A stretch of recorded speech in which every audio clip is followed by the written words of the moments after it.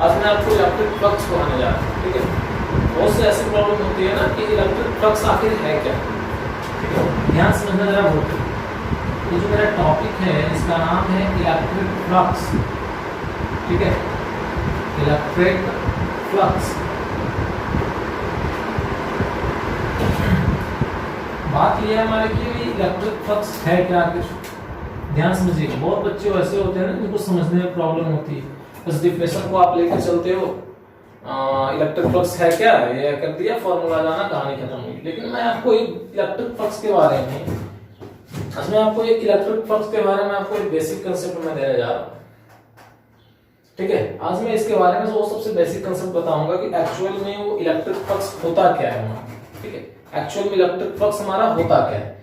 चलो एक बात बताना, नाम सुनोगे वो कंडक्टर का नाम सुनोगे जिससे करंट का फ्लो होता है हमारा। दूसरे नाम आप ये सुने होंगे, इसकी नाम सुने हो, इसका इलेक्ट्रिक फील्ड लाइन का, इलेक्ट्रिक फील्ड लाइन, इसकी नाम सुनोगे आप लोग। इलेक्ट्रिक फील्ड लाइन ये है क्या। अब बोलना मत कि मैं ये इसका नाम सुना, केवल इलेक्ट्रिक फील्ड का नाम सुना, लाइन का नाम नहीं सुना, ठीक है, ऐसा नहीं। इलेक्ट्रिक फील्ड लाइन है क्या आखिर में, ठीक है। तो बाबू एक बात बताते हैं, इलेक्ट्रिक फील्ड जानते हो, इलेक्ट्रिक फील्ड किसी भी कंडक्टर से अगर हम करंट का फ्लो करते हैं, किसी भी कंडक्टर से करंट का फ्लो करेंगे ना, तो उसके चारों ओर एक इलेक्ट्रिक फील्ड डेवलप करता है। इलेक्ट्रिक फील्ड, अगर मान लो किसी वायर में करंट जा रहा है ना, वो वायर हमारा कंडक्टर है, तो उसके चारों तरफ एक इलेक्ट्रिक फील्ड डेवलप करता है ना, वही इलेक्ट्रिक फील्ड जो होता है ना एक लाइन के रूप में चलता है, ठीक है।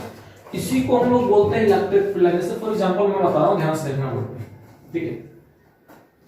अब ये मत बोलना कि सर पढ़ाने वाले फर्स्ट कब बता रहे इलेक्ट्रिक फील्ड, तो ध्यान से देखो बाबू, इलेक्ट्रिक फील्ड लाइन को ही हम लोग इलेक्ट्रिक फ्लक्स बोलते हैं। इलेक्ट्रिक फील्ड लाइन जो है ना, इसी को हम लोग बोलते हैं electric flux according to situation, ठीक है। अब सारे सिचुएशन में हम नहीं बोल सकते कि लाइन ही फ्लक्स वाला है, ठीक है। मैं वही चीज को आपको समझा रहा हूं, वही चीज को आपको दिमाग में भेज रहा हूं ना कि भाई ये इलेक्ट्रिक फ्लक्स एक्चुअल में है क्या। बस हमने फॉर्मूला को देखते हैं और फॉर्मूला के अनुसार ही उसका डिफिनेशन दे देते हैं, ऐसा नहीं।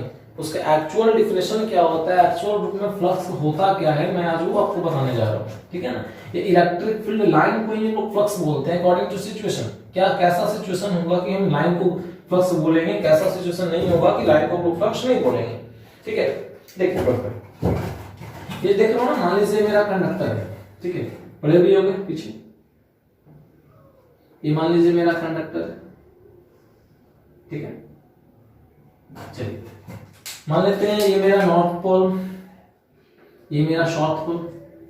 तो जानते हैं ना यहां से जो इलेक्ट्रिक फील्ड होता है, मान लीजिए इसे करंट का फ्लो हो रहा है, हमारा करंट का फ्लो हो रहा है, तो इसमें इलेक्ट्रिक फील्ड डेवलप करेगा। तो इलेक्ट्रिक फील्ड जो लाइन के रूप में चलता है, लाइन जो होता है नॉर्थ से निकलकर साउथ में गया, ऐसे जाता है, फिर साउथ से निकलकर फिर नॉर्थ में आया, फिर ऐसे, यही पाथ होता है हमारा, ऐसे ऐसे ट्रेवल करता है, ऐसा पढ़े होगा ना।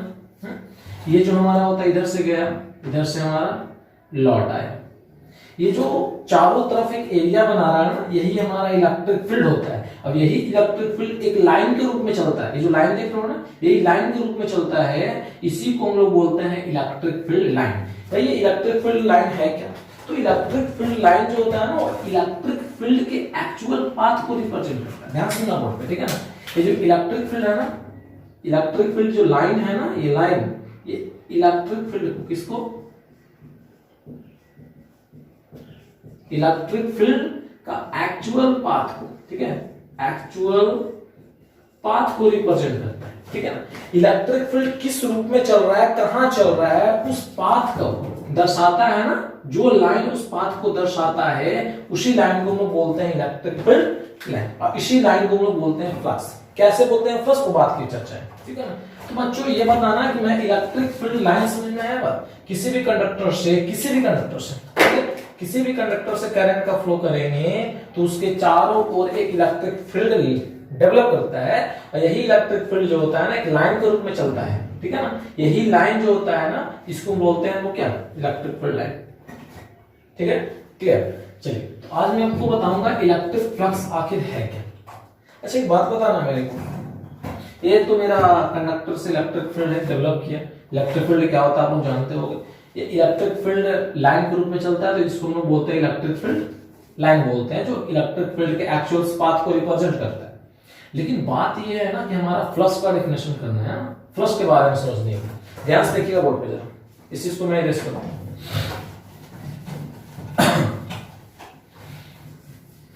देखो ये इलेक्ट्रिक फ्लक्स है क्या, ठीक है ना, तो ध्यान से जरा देखिएगा इलेक्ट्रिक फ्लक्स आखिर है क्या। तो सिंपल सा इसका डेफिनेशन की बात करें ना, तो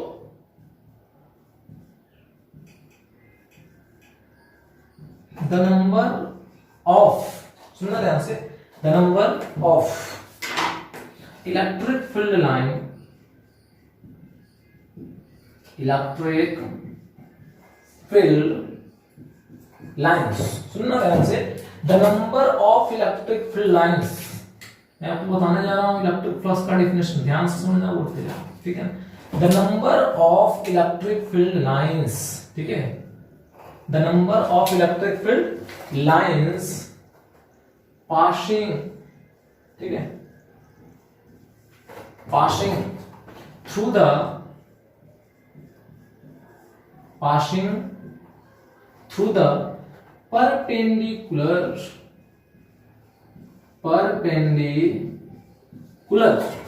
to the perpendicular to the plane surface, plane surface। देखो बाबू ध्यान से डेफिनेशन देखना पड़ता है, ठीक है ना। मैंने इलेक्ट्रिक फील्ड लाइन को ही डिफाइन में किया है, the number of electric field lines, मतलब क्या, इलेक्ट्रिक फील्ड लाइन की संख्या, ठीक है, जो पास करती है, पासिंग थ्रू द परपेंडिकुलर, मतलब लंबवत, परपेंडिकुलर पास करता है किससे, प्लेन सरफेस, किससे, प्लेन सरफेस से पास करता है। इस चीज को ध्यान दीजिएगा, प्लेन सरफेस से पास करता है। कहां से पास करता है, वैसा इलेक्ट्रिक फील्ड लाइन जो प्लेन की, प्लेन सरफेस के परपेंडिकुलर पास करेगा, वही इलेक्ट्रिक फील्ड लाइन क्या कहलाता है, इलेक्ट्रिक फ्लक्स कहलाता है। समझ में नहीं आया, समझ में नहीं आया, ध्यान से देखना बाबू, ध्यान से, ठीक है। अभी हमने बताया था क्या कि मान लीजिए कंडक्टर है हमारा, ठीक है, इस कंडक्टर से इलेक्ट्रिक फील्ड लाइन ऐसे ऐसे पास किया रहा था, ऐसे ऐसे कर रहा था ना, समझना बोर्ड पे, ऐसे ऐसे पास कर रहा था। अब इसके बीच हम एक प्लेन सरफेस ऐसे खड़ा कर दिया हमने, ध्यान से देखो बोर्ड पे, ठीक है, एक प्लेन सरफेस हमने खड़ा कर दिया, किया ना, चलो किया, और लाइंस भी ऐसे पास कर रही है हमारी, ऐसे ऐसे पास कर रहा है बार बार।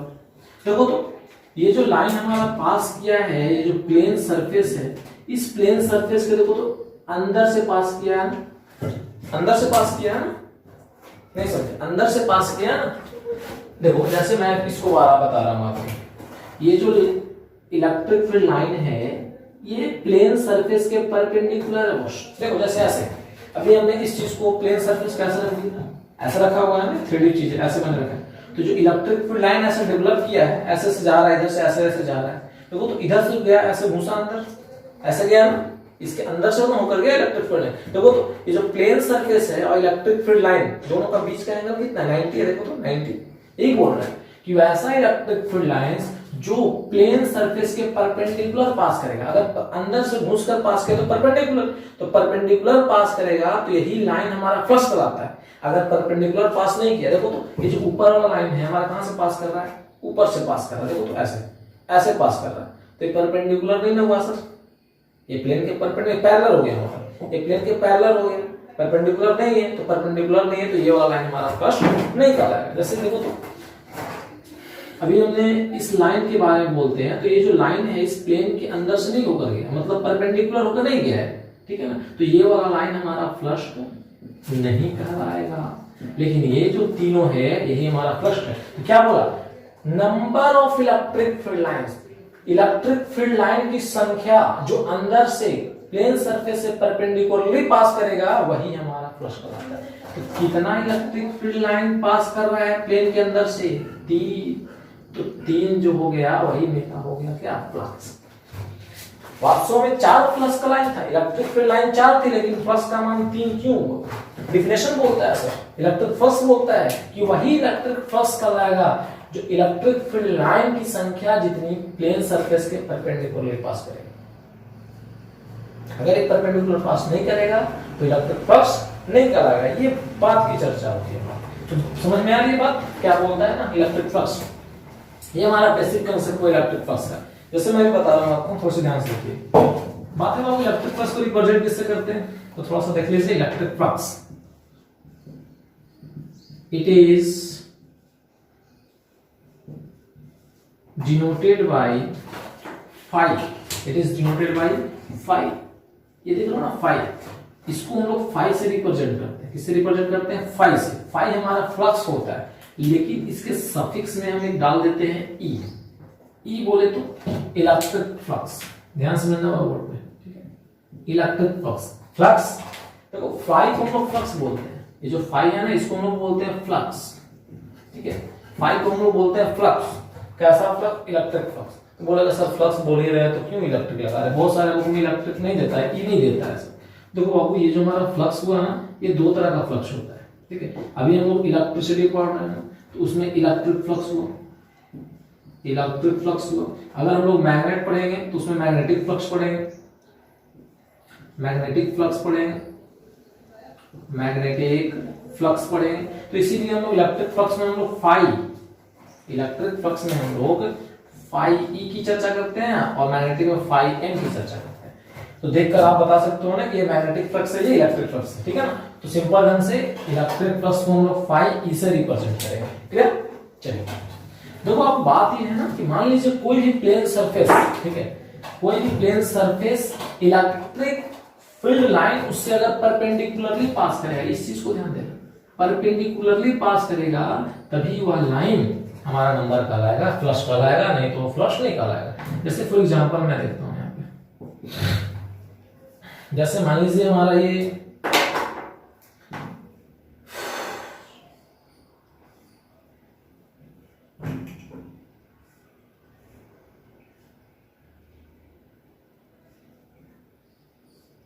चलिए ये मान लो मेरा प्लेन सरफेस है, ठीक है। बहुत सारे लाइन ऐसे क्रॉस कर रहे हैं हमारी, 1 2 3 4, ठीक है। ये हमारा डॉटेड रहेगा, ये अंदर से होकर गया, हिडन लाइन रहेगी हमारी, ठीक है। ये शो नहीं करेगा क्योंकि प्लेन सरफेस ये हमने देखा था अभी ना कि अंदर से जब होकर जाएगा लाइन तो ये जो लाइन यहाँ पे इतना दूर है ना, ये रिप्रेजेंट नहीं होगी क्योंकि अंदर से गया सर, तो इमेज कर रहे हैं कि अंदर से गया।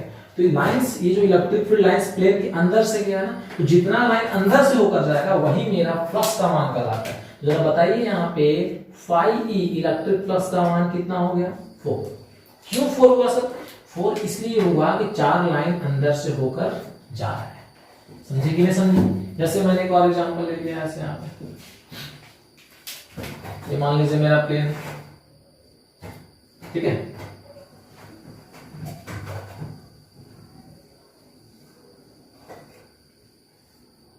चलिए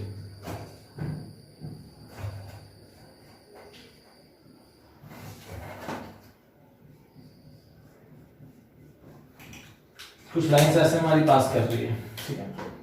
1 2 3 4, एक ऊपर से पास कर गया, ठीक है, एक नीचे से पास कर गया। समझे कि नहीं समझे। एक ऊपर से पास किया, एक नीचे से पास किया, लेकिन वही इलेक्ट्रिक फ्लक्स, वही इलेक्ट्रिक फील्ड लाइन हमारा फ्लक्स कहलाता है जो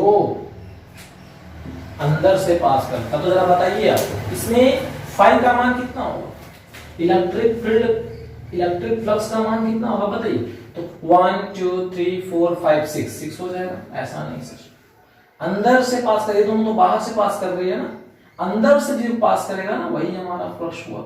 फॉर एग्जांपल बोले तो 4, एक और ले लो, ठीक है, ऐसे कर दिए तो ये हमारा क्या हो जाएगा, इलेक्ट्रिक फ्लक्स का मान 5। बुझे कि नहीं बुझे, आगे बात समझ में। चलिए तो यही हमारा होता है सर फ्लक्स।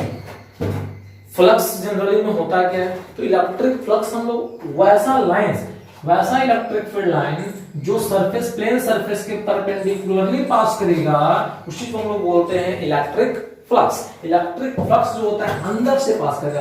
ये जो हम लोग प्लेन 3D प्लेन है, 3D प्लेन को हम लोग ऐसा रिप्रेजेंट करते हैं, इलेक्ट्रिक फील्ड लाइन ऐसे आ रही है, अंदर से होकर जा रही है, ठीक है ना। तो प्लेन सरफेस के अंदर से होकर जा रहा है मतलब परपेंडिकुलर जा रहा है, ऊपर से तो जाएगा तो फ्लक्स नहीं कहलाएगा सर। अगर वो अंदर से होकर जाएगा तो वही हमारी क्या कहलाती है, इलेक्ट्रिक फ्लक्स। तो ये टॉपिक समझ में आई आपको, इलेक्ट्रिक फ्लक्स आगे में होता क्या है, बुझ रहे हो बात। चलिए अच्छा एक बात बताएगा, इलेक्ट्रिक फील्ड जितना अधिक होगा, ठीक है, इलेक्ट्रिक फील्ड जितना अधिक होगा, हाँ, उसका लाइंस की संख्या भी उतनी अधिक होगी, सही बात है।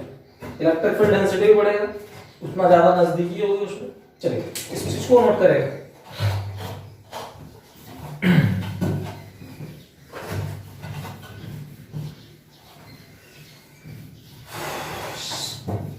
चलो बच्चों मैं एक बात बता रहा हूँ आपको, ध्यान से देखिएगा बहुत, ठीक है। अभी हम बात करते हैं इसकी इलेक्ट्रिक फील्ड की संख्या, इलेक्ट्रिक फील्ड का मान जितना भी बढ़ेगा, इलेक्ट्रिक फील्ड बोले तो ई, इसी को बोलते हैं ना इलेक्ट्रिक फील्ड, ई से रिप्रेजेंट करते हैं। इलेक्ट्रिक फील्ड निकालने का फॉर्मूला F/Q, नहीं चलिए देखो ध्यान से बोर्ड पे, जितना ज्यादा इलेक्ट्रिक फील्ड होगी उतनी ज्यादा लाइन की संख्या होगी, उतनी ज्यादा इलेक्ट्रिक फील्ड लाइन डेंसिटी बढ़ेगी। डेंसिटी मतलब समझते हो, उतना ज्यादा घना होगा, घना बोले तो इलेक्ट्रिक फील्ड लाइन की संख्या उतनी ज्यादा होगी।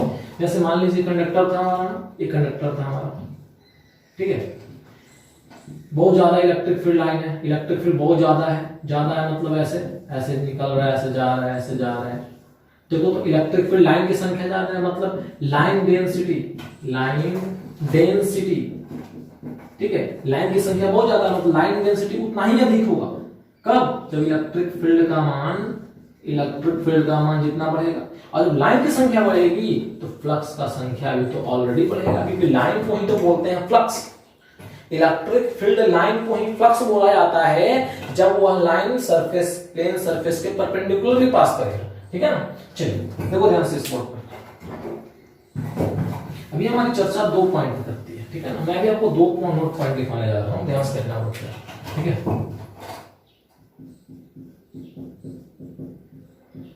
नोट, तो ये नोट है क्या, तो ध्यान से देखना बोर्ड पे। कहने का मतलब क्या बोलता है ना, ये देखो कि जितनी ज्यादा इलेक्ट्रिक फील्ड होगी, ठीक है, जितनी ज्यादा इलेक्ट्रिक फील्ड होगी हमारी, इलेक्ट्रिक फील्ड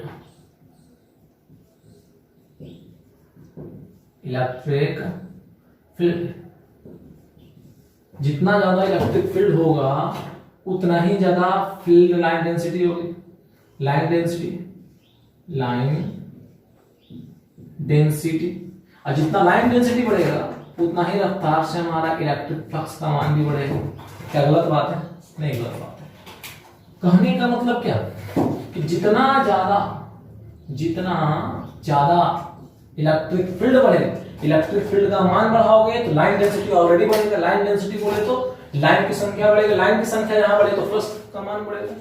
कहने का मतलब क्या कि फ्लक्स का मान क्यों बढ़ेगा, क्योंकि सर इसी फ्लक्स को ही तो लाइन बोलते हैं, इलेक्ट्रिक लाइन को ही बोलते हैं। लाइन जो देखो इलेक्ट्रिक फील्ड लाइन को ही तो लोग फ्लक्स बोलते हैं, ठीक है ना। मतलब डायरेक्ट कनेक्शन किससे है इसका, flux.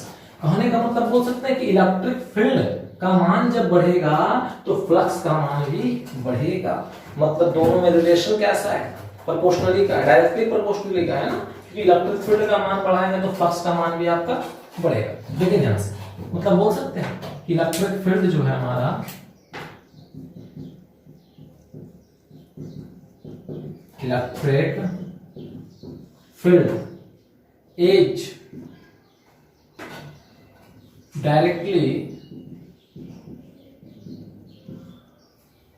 directly proportional to the electric flux,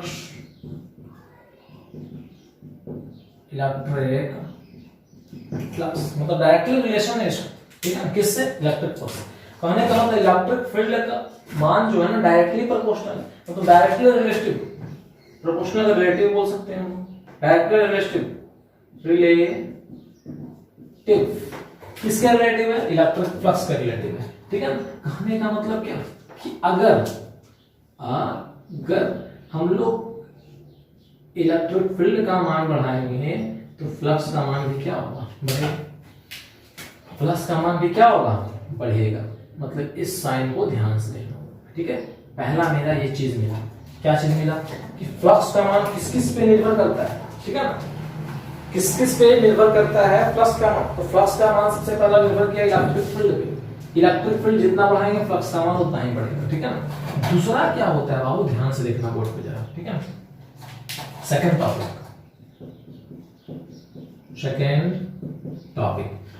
क्या बोलता है, सेकंड पॉइंट कि इलेक्ट्रिक फील्ड जो है ना वो डायरेक्टली प्रोपोर्शनल होता है हमारा सरफेस एरिया से, ठीक है। कैसे बता रहा हूं मैं अभी आपको,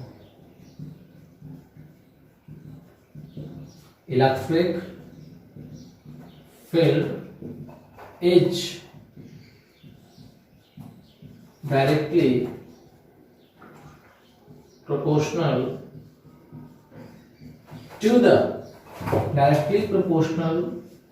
the surface area of the conductor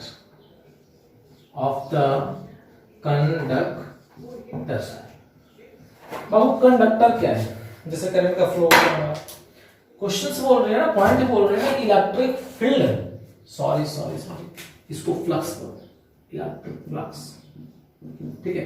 electric flux जो होता है वो डायरेक्टली प्रोपोर्शनल होता है हमारा सरफेस एरिया समझ लो, जिस प्लेन सरफेस के अंदर से होकर लाइन गया है ना उस पे भी डिपेंड करता है फ्लक्स। क्यों डिपेंड करता है सर, एरिया। अभी मैंने बात किया इसकी, जैसे मेरे पास एक छोटा सा है, ठीक है, छोटा सा है, अभी इसको हम लोग अंदर घुसाएं तो अंदर जब इलेक्ट्रिक फील्ड के अंदर इसको डाला तो देखे तो कुछ लाइंस हमारी ऊपर से जा रही थी। अगर इसके जगह हम इस कॉपी का इस्तेमाल करते तो देखो तो दोनों में से एरिया तो बढ़ गया ना बाबू इसका।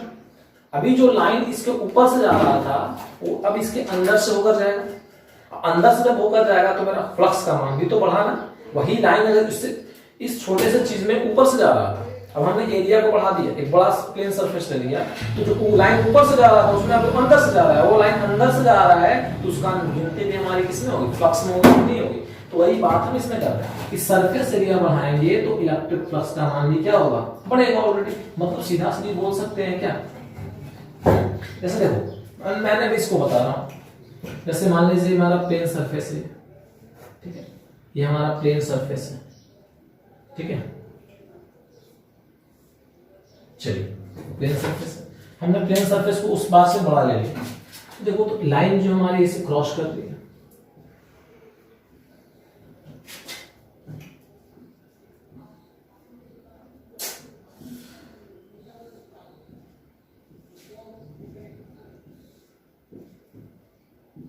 ये क्रॉस कर रहा है हमारा, देखो तो जब एरिया बढ़ा दिया, बड़ा प्लेन सरफेस ले लिया तो इलेक्ट्रिक फ्लक्स का मान भी बढ़ा है यहाँ पे। देखो तो 1 2 3 4 5 6, 5 का मान कितना हो गया, 6 हो गया। बुझा कि नहीं बुझा? अगर हमने और बड़ा सरफेस ले लिया ऐसे,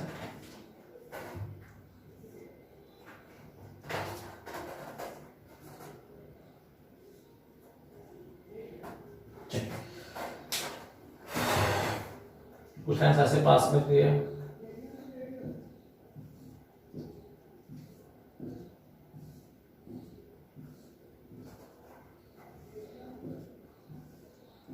चलिए ठीक है, अब पीछे कर लो इसको।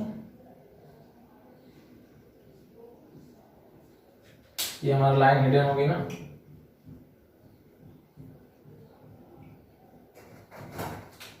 चलिए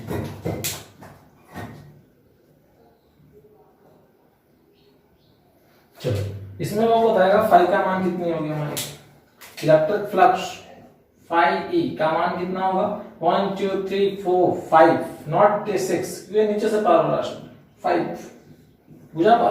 तो जितना हम एरिया बढ़ा लेंगे फ्लक्स का मान भी उतना ही अधिक होगा हमारा, जितना एरिया बढ़ाएंगे फ्लक्स का मान भी हमारा क्या होगा, उतना ही अधिक होगा। मतलब सीधा सीधी बोल सकते हैं कि जो फाई ई है वह सरफेस एरिया बोले तो ए, ठीक है, सरफेस एरिया किसी प्लेन सरफेस के सरफेस एरिया के डायरेक्टली प्रोपोर्शनल होता है। मतलब इस पॉइंट मतलब हमने दो चीज सीखा, ठीक है। फ्लक्स जो होता है हमारा, इलेक्ट्रिक फ्लक्स जो होता है हमारा, वो दो चीज पे निर्भर करता है, ठीक है, दो चीज पे रिलेटेड होता है। एक होता है इलेक्ट्रिक फील्ड पे और दूसरा होता है एरिया पे, ठीक है ना। ये दोनों पे डिपेंडेंट होता है। अगर इलेक्ट्रिक फील्ड का मान बढ़ेगा तो फ्लक्स का मान बढ़ेगा, अगर एरिया का मान मतलब जो प्लेन सरफेस से परपेंडिकुलर लाइन पास करता है ना उसका एरिया बढ़ाएंगे तो फ्लक्स का मान ऑलरेडी क्या होगा, बढ़ेगा, ठीक है ना। चलिए तो आज मैं इसका फॉर्मूला बताने जा रहा हूं, कैसे फॉर्मूला इसको नोट करेंगे।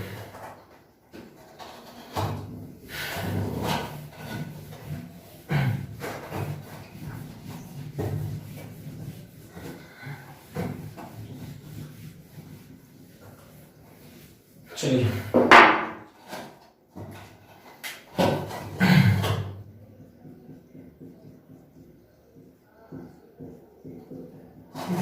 ध्यान से देखिए बोर्ड पे, मैं इसका फॉर्मूला बनाने जा रहा हूं। मतलब सीधा सीधी बात करें तो इलेक्ट्रिक फ्लक्स फाई का मान एक ई पे निर्भर कर रहा है, एक फाई का मान ए पे निर्भर कर रहा है, मतलब उसके सरफेस एरिया पे निर्भर कर रही है, ठीक है ना। चलिए अगर इसको मैथमेटिकली हम लोग डिफाइन करते हैं, ठीक है ना, मैथमेटिकली डिफाइन करते हैं तो ध्यान से देखिए, इट इज मैथमेटिकली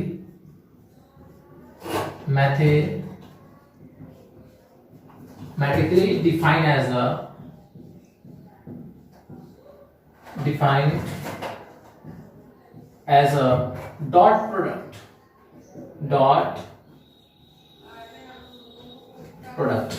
आप लोग पढ़ा होगा वेक्टर, ठीक है 11th में, उसमें आपको दो प्रोडक्ट होती है सर।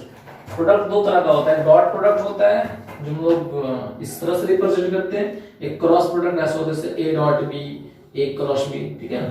चलिए तो डॉट प्रोडक्ट जो होता है हमारा कॉस में जुड़ता है और क्रॉस प्रोडक्ट जो होता है हमारा वो साइन में जुड़ता है, मालूम हो गया आप लोग को। चलिए it is mathematically defined as the dot product of electric field and surface, किसके इलेक्ट्रिक फील्ड और surface area of the conductor.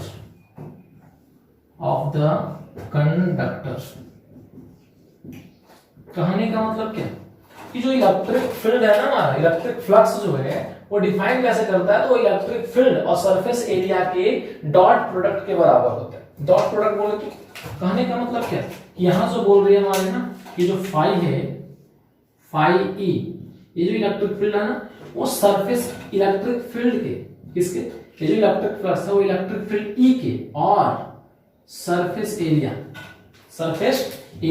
दोनों के डॉट प्रोडक्ट, ठीक है, दोनों कौन सा प्रोडक्ट, डॉट प्रोडक्ट के बराबर होता है।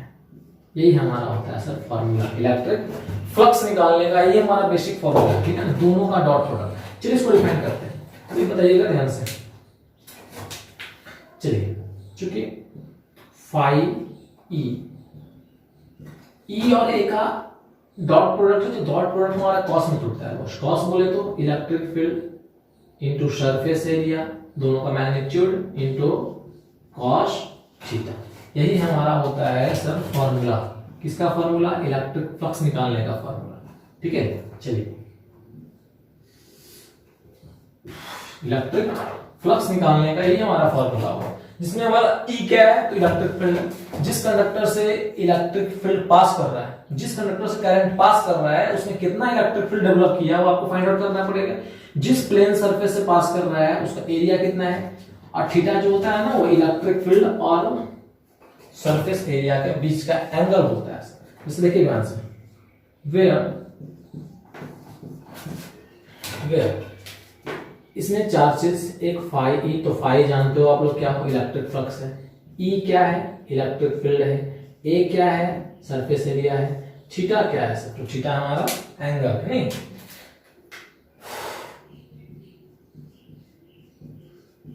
इलेक्ट्रिक फ्लक्स ये क्या है, ये इलेक्ट्रिक फील्ड, ये क्या है, surface area of the conductors,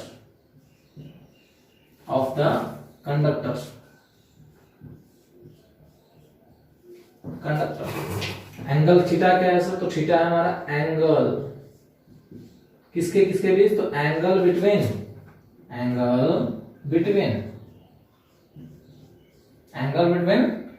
electric field and surface area, ये दोनों का बीच का एंगल हमारा, ठीक है ना। तो कभी भी हम लोग इलेक्ट्रिक फ्लक्स निकालेंगे ना, तो हम लोग इस फॉर्मूला का यूज करेंगे, phi is equal to E dot A cos theta. Theta क्या है? दोनों का बीच का एंगल होता है, ठीक है ना। इसकी बात जो क्यों बता रहे पता है सर आप लोगों को?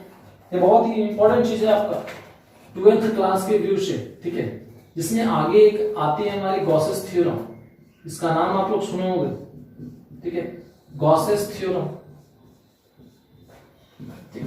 गॉसेस थ्योरम बस पूरा इलेक्ट्रिक फील्ड पे ही, इलेक्ट्रिक फ्लक्स पे ही निर्भर करती है।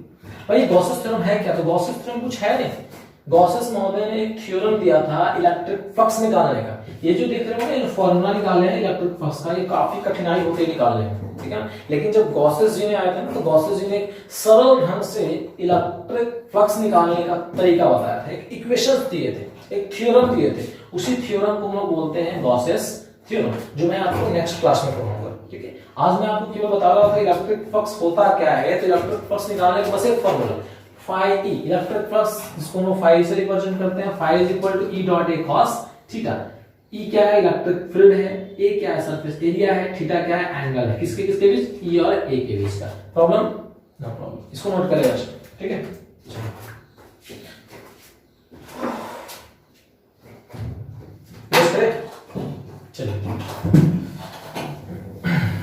चलो क्वेश्चन देखते हैं इसमें। 10 में से एक फॉर्मूला भी देखा, वो फॉर्मूला का नाम था हमारा क्या? ये phi E electric flux is equal to, formula होता है EA cos theta, EA cos theta. चलिए ध्यान से देखिएगा यार, एक बार में समझा दो, ठीक है। दूसरी बार की फुल गारंटी। चलिए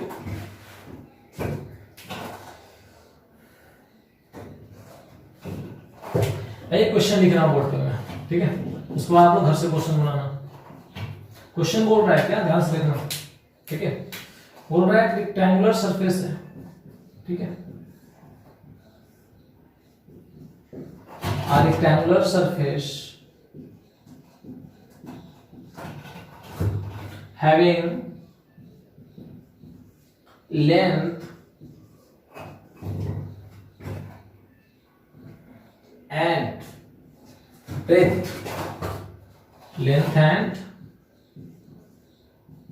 breadth,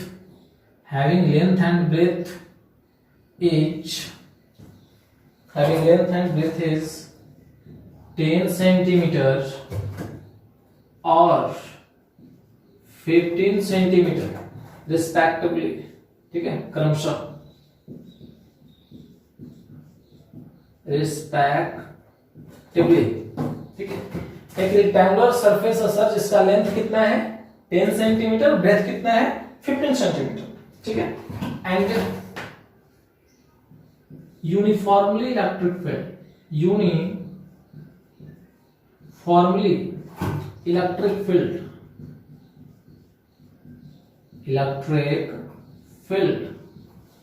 इज 25, ठीक है। कितना है? 25 न्यूटन पर कूलम, ठीक है। इलेक्ट्रिक फील्ड हमारा फोर्स बाय कूलम होता है ना।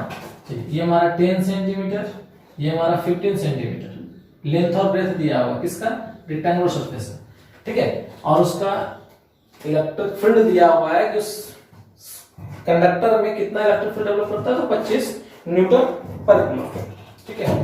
सच दैट, ध्यान से देखना पड़ता है, सच दैट, मैं एक क्वेश्चन करवा रहा हूं, बनाओगे आप लोग, क्वेश्चन नोट करेगा। Such that normal to the surface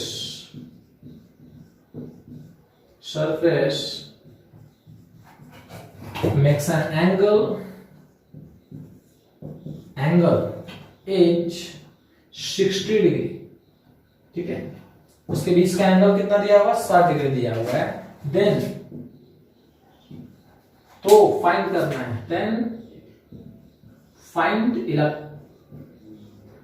the electric flux.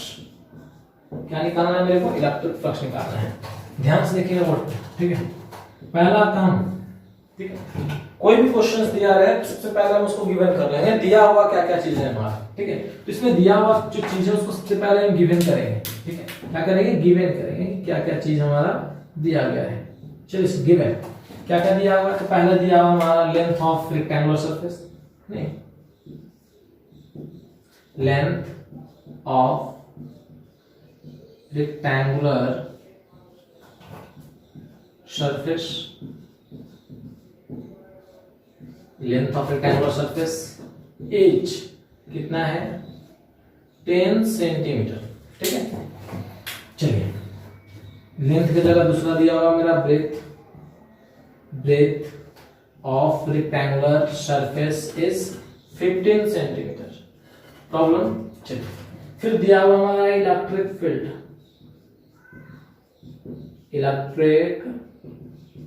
Field, दिया हुआ है 25 न्यूटन पर कूलम, ठीक है। फिर थीटा दिया हुआ है बॉस, थीटा 60 डिग्री, ठीक है। थीटा भी दिया हुआ मेरा 60 डिग्री। प्रॉब्लम किसी को? No problem. मेरे को निकालना है फ्लक्स। तुम लोग फ्लक्स को जानते हैं बाबू, हम लोग नहीं।